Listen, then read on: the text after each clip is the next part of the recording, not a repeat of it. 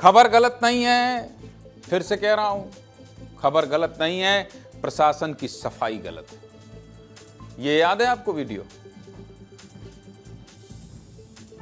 हो गई है पीर पर्वत सी पिघलनी चाहिए, इस हिमालय से कोई गंगा निकलनी चाहिए। सिर्फ हंगामा खड़ा करना मेरा मकसद नहीं, मेरी कोशिश है कि ये सूरत बदलनी चाहिए। मशहूर कवि दुष्यंत कुमार ने जब ये लाइनें लिखी थी तो शायद उनके जहन में भी व्यवस्था की वो बेबसी रही होगी जो आज हम आपको दिखाने जा रहे हैं। चिलचिलाती धूप, नंगे पांव और आंखों में आंसू, महज 1500 रुपयों के लिए कंधे पर सास और बैंक की तरफ बढ़ती लाचार बहू।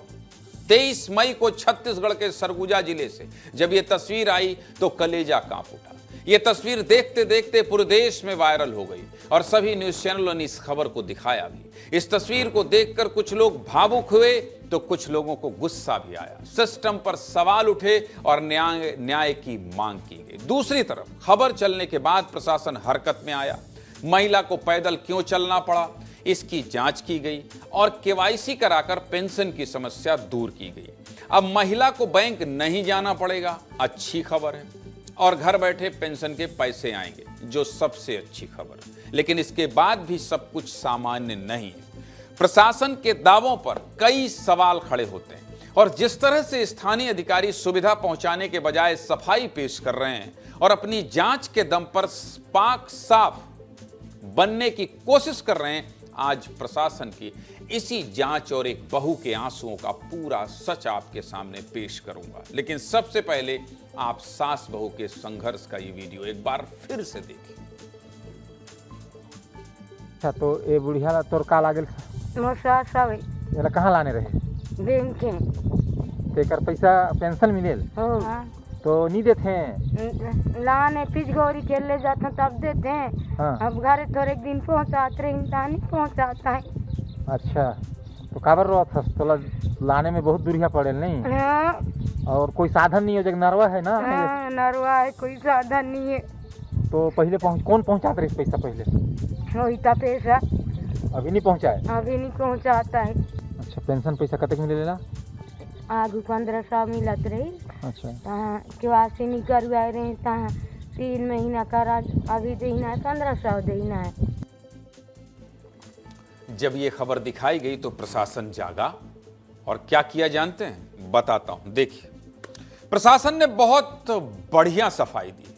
सोशल मीडिया पर पोस्ट किया, खबर का खंडन कर दिया और लिखा कि स्थानीय समाचार पत्र में प्रकाशित खबर के तथ्य भ्रामक और गलत पाए गए। जांच के मुताबिक बैंक की दूरी केवल 3 किलोमीटर है और महिला सिर्फ 3 किलोमीटर ही पैदल चली है।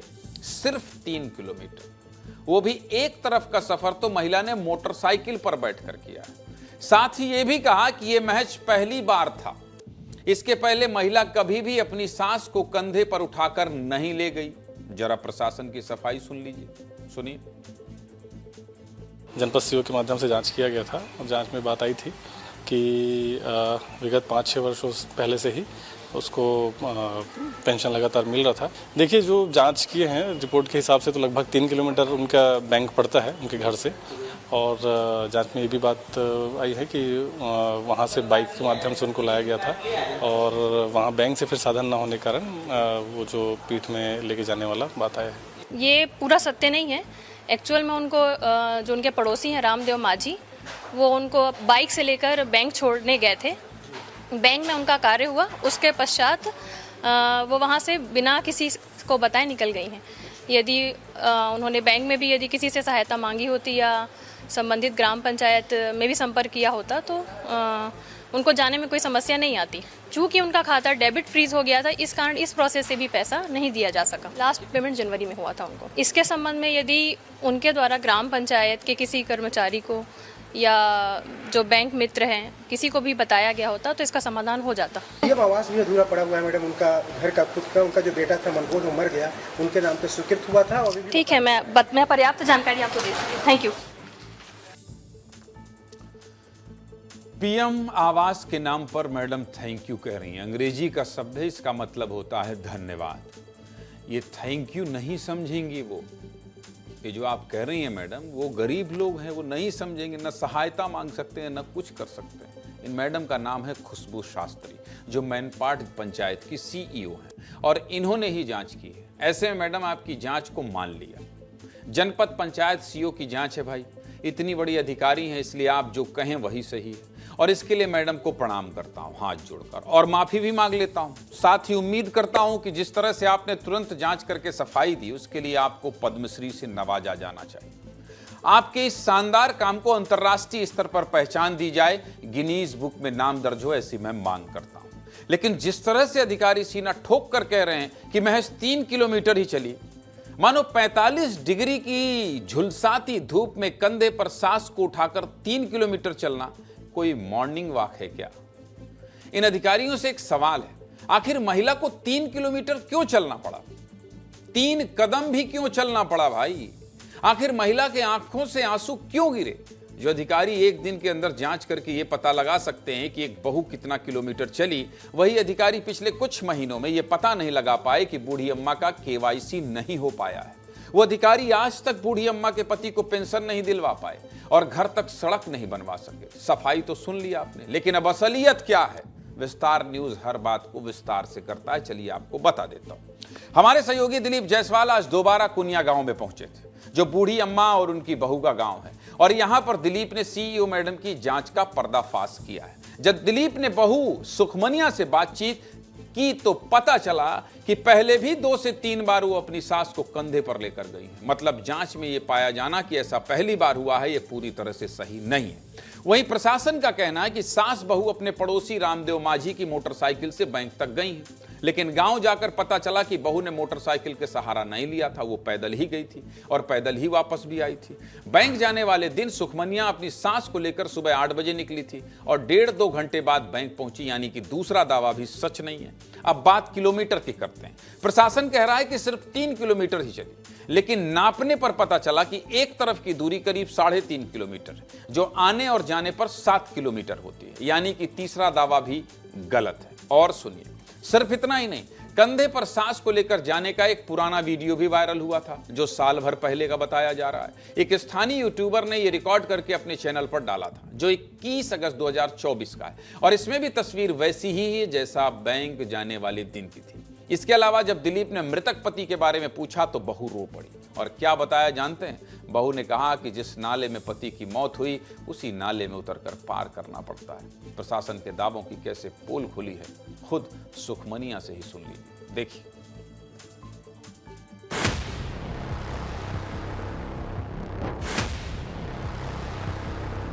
मैनपाट के कुनिया गांव इन दिनों खूब सुर्खियों में है, एक सास और एक बहू की वजह से। लेकिन अब प्रशासन ने खंडन जारी कर दिया है।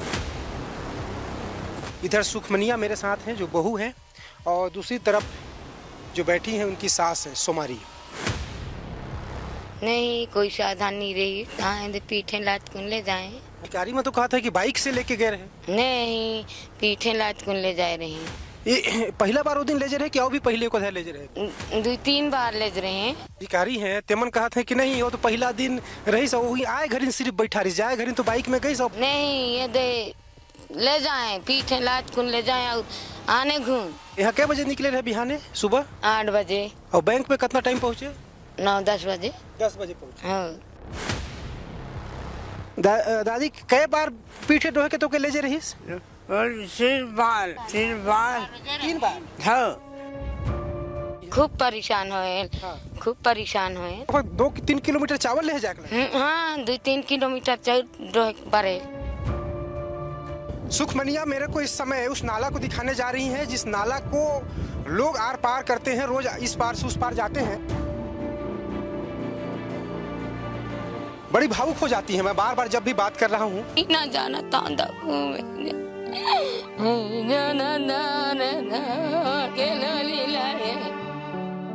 यहीं पर मनबोध की डूबने से मौत हो गई थी, लेकिन आज तक यहाँ पर कोई पुल पुलिया का निर्माण नहीं किया गया।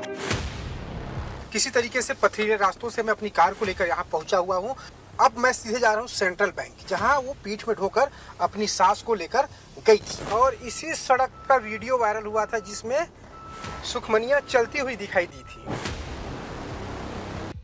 ये जो दूरी है मेरी गाड़ी जहाँ खड़ी थी वहाँ से लेकर बैंक तक की, और जहाँ तक गाड़ी नहीं जा पाती है मतलब लगभग 300-400 मीटर ज़्यादा चलना पड़ता है गाड़ी छोड़ने के बाद, और उसके बाद लगभग 3.5 किलोमीटर की दूरी पड़ती है।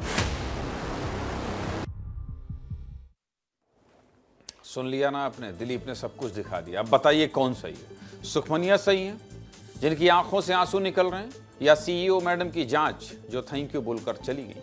इसलिए खबर का खंडन करने से पहले जांच की वास्तविकता क्या है इसकी जांच करनी चाहिए। साथ ही सफाई देने की जगह अधिकारियों को क्या करना चाहिए था मैं बता देता हूं आपको। चलिए बता देता हूं क्या क्या कर देना चाहिए अभी तक। दिखाइए भाई, प्रशासन को क्या करना चाहिए? बूढ़ी अम्मा के घर जाकर अंगूठा लगवाना चाहिए। ये मैं बता रहा हूं, मैं प्रशासनिक जानकार आदमी नहीं हूं, मैं बहुत ही कम जानता हूं, और मैं जानकार बिल्कुल नहीं हूं भाई, और मैं अधिकारी भी नहीं हूं, लेकिन बता दे रहा हूं कि मेरी जो थोड़ी बहुत सोच समझ है उसके आधार पर आपको क्या क्या कर लेना चाहिए था। चलिए नेक्स्ट क्या?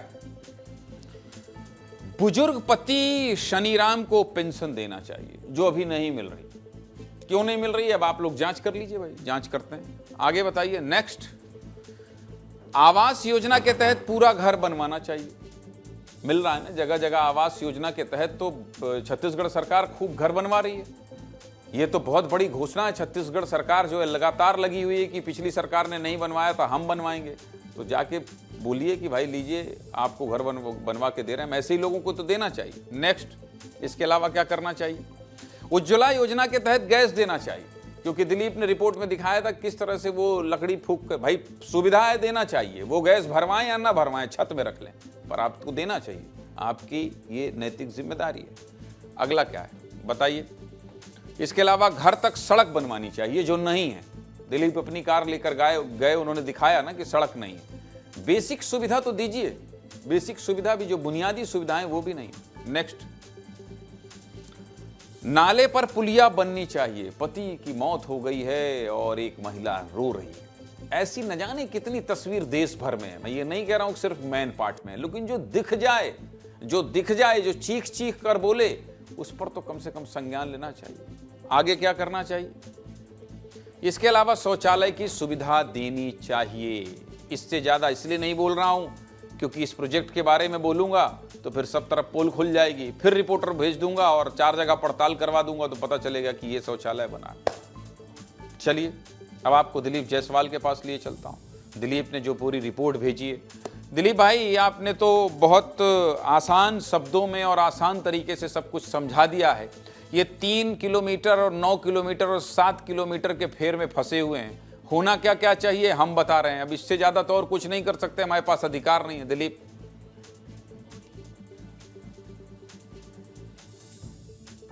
हमारे पास इतना ही अधिकार है कि हम उनकी समझ सकते हैं, बता सकते हैं, विजुअलाइज करके जो हक की तस्वीर दिखा सकते हैं।